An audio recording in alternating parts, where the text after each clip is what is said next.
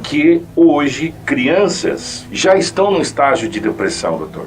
Nós podemos observar que houve uma mudança nas gerações nessa forma de educação, de lidar com a criança. Houve um tempo na qual a criança ela era submetida a que os pais determinavam, colocava as tarefas e ela simplesmente executava. Hoje em dia nós percebemos que a criança ela tem um poder muito grande, então muitas vezes ela escolhe o que a família vai fazer no fim de semana, enfim, o que vai comer, decisões importantes que caberia até aos adultos, como onde ela vai estudar, o que ela vai realizar de tarefas, né, no seu cotidiano.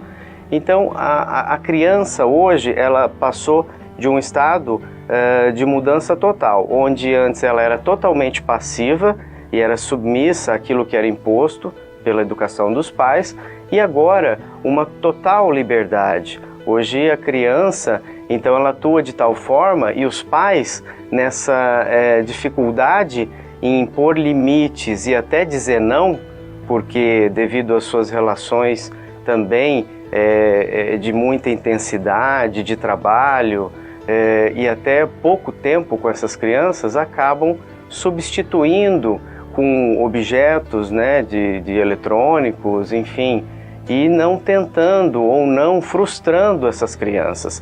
Então, esses pais, na obtenção de ter o amor dessa criança de forma incondicional, ele procura não frustrá-la. Então, o pai hoje, ele prefere dizer um sim, mesmo sabendo que a resposta correta seria um não?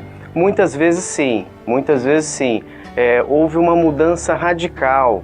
Muitas coisas daquela educação tradicional e antiga se perdeu, e nem tudo era ruim, né? Principalmente no que tange as questões dos limites, das regras, de impor e de colocar aquilo que era certo e errado. E hoje, até com essa dificuldade do tempo e das relações afetivas, né, que os pais não têm mais com essas crianças, então muitas vezes nesse pouco tempo eles tentam compensá-la, né, dizendo sim e deixando muitas vezes muito à vontade essas crianças, não cobrando tanto e não exigindo tanto. Dessa maneira, muitas vezes nós pais acabamos caindo em erros, né, não cobrando, não chamando a atenção dessas crianças de forma rigorosa, na qual elas seriam educadas, justamente para não frustrá-la, para não dizer não a essa criança. Dessa maneira, nós vamos criando essas crianças e elas vão se desenvolvendo com uma inabilidade em lidar com situações que colocam-se limites a ela ou até que vão frustrá-las. Nessa impossibilidade de lidar com a frustração, ela encontra um grande vazio quando isso acontece. Porque em sociedade, inevitavelmente, ela vai ter que esperar, ela vai perder em alguma atividade, algum jogo, ela vai disputar alguma situação de vaga e ela não vai ter êxito.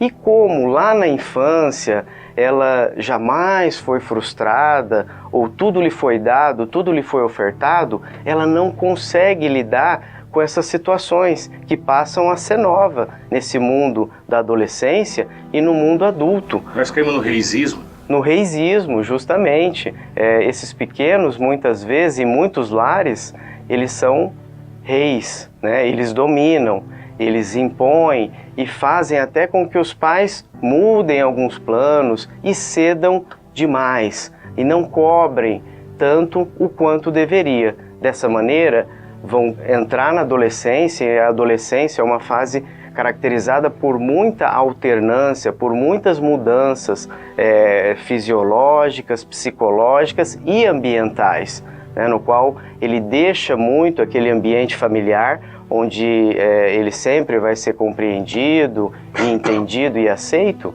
e na sociedade, muitas vezes, ele vai lidar com situações adversas, onde ele vai encarar a realidade e até situações de agressividade ou de perversão por parte de outro colega ou de outro adulto. Bullying é um bom exemplo disso. Então, nessa dificuldade de lidar com essas situações e de sair, né, criar um mecanismo de defesa para lidar com essa oposição, ele sofre, ele padece e aí ele sente muito.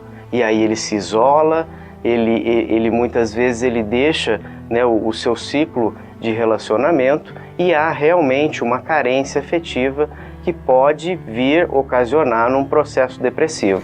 Tá faltando a gente ser um pouco mais pai e a criança ser um pouco mais criança e aprender que ela tem limite. Assim como nós aprendemos de gerações anteriores, né, a ter mais respeito à figura mais velha de autoridade, a ouvir, a se portar nos diferentes lugares, hoje essa criança muitas vezes ela não tem esses limites, né? E essa internalização das regras sociais, das regras familiares, ou seja, regras de convívio social. Viver em sociedade é a gente ter a capacidade de se adaptar e conviver em meio a essas situações limitantes.